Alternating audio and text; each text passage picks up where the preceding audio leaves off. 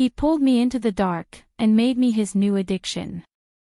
But I didn't know I was just another weapon in his sick game. His touch burned me.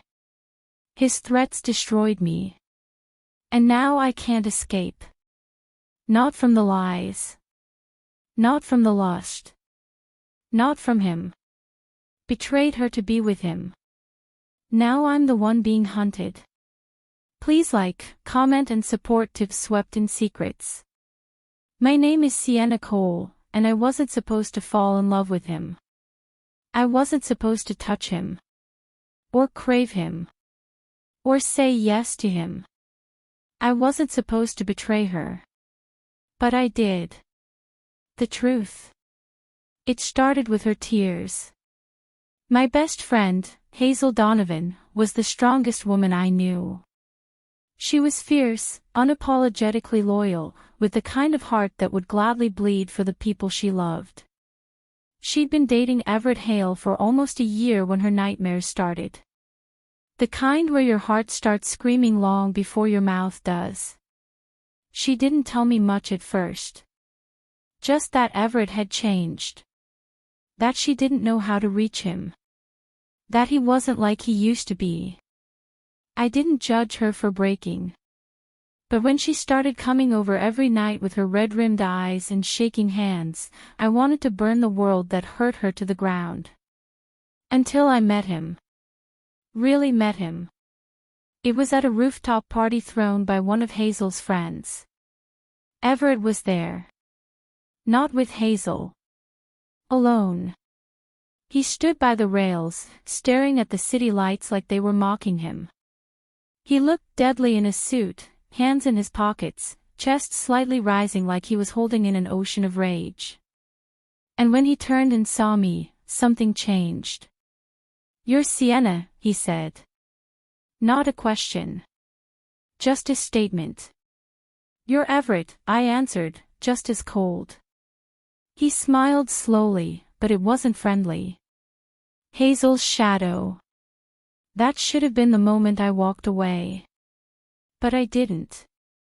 Not when he stepped closer. Not when his voice dropped low with heat and hush and threat. "You think you know how broken she is," he said. "But you don't know what she's doing to me." I wanted to punch him, but I didn't. Instead, I said, "Why don't you tell me?" His jaw clenched. And then he did. That night, Everett poured poison in my ear, words that sounded a lot like truth. He said Hazel was controlling. That she was obsessed with planning their future. That she was driving him insane. He made himself the victim, and me the witness. And I let him. Because the truth was, I wanted to know. I wanted to understand. I wanted to fix things, like I always do. But by the second drink, I wasn't thinking about Hazel anymore. Or right and wrong. All I could think about was how close Everett was standing. How his fingers brushed mine when I passed him a glass. How his eyes locked on my lips like they were the answer to all his problems. He didn't touch me that night. But the next time, he did. It happened at his apartment. I went there to talk. To tell him Hazel was hurting. To give him one last chance to turn back. But by the time I walked through the door, there was no going back. The air was thick with something wrong. Something addictive. He backed me up against the wall. Not rough, not yet. Just close enough for me to feel the heat. "You're lying to yourself," he whispered. "She's not the one hurting anymore. You are." I tried to respond. I couldn't. My body froze. But not from fear, from want. Then he kissed me. And I kissed him back. It was a mistake. I knew it even as it was happening.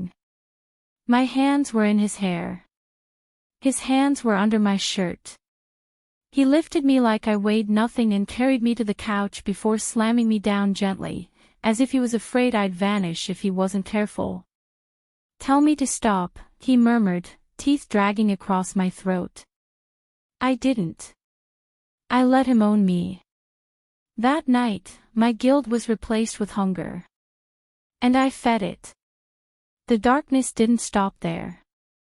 Within days, Everett and I were deep in it, secret texts, locked doors, nighttime visits. I told myself it was lust. That it would burn out. That Hazel didn't have to know. But then I found out the truth. Everett wasn't broken like he said. Hazel wasn't controlling him. He was controlling her. Manipulating her. Manipulating me. He wasn't distant because he was lost, he was distant because he was bored. Because love, to him, wasn't love at all. It was power. I was his new pawn. And when he realized I was beginning to see it, he didn't let me go. He sent me a message one night. A picture. Of me. In his bed.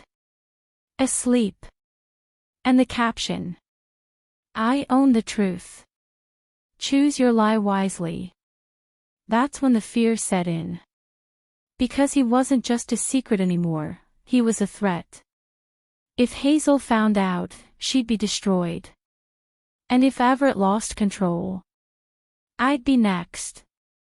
I had two choices, protect Hazel, or save myself. So I chose both.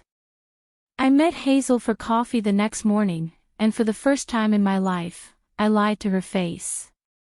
Told her Everett wasn't worth her tears. Told her she deserved someone who truly loved her. And then I told her I had to leave town for a while. Work stuff. She hugged me like I was saving her, not knowing I was the one who broke her heart behind her back. I blocked Everett. Changed my number. Packed everything I owned in one night and left the city before dawn. For months, I wondered if Hazel ever found out. If Everett moved on. If he'd kept the photos. The lies. The secrets. Then, one day, I got a letter. No return address. Inside was one sentence, written in Everett's handwriting. You may have left me, Sienna, but I didn't leave you. And under it, a photo I'd never seen before, a picture of me and Hazel, smiling arm in arm, taken from a distance. So now I wait. For the next message. The next threat. The next reminder that I'll never be clean again. Because I wasn't just his secret. I was his weapon.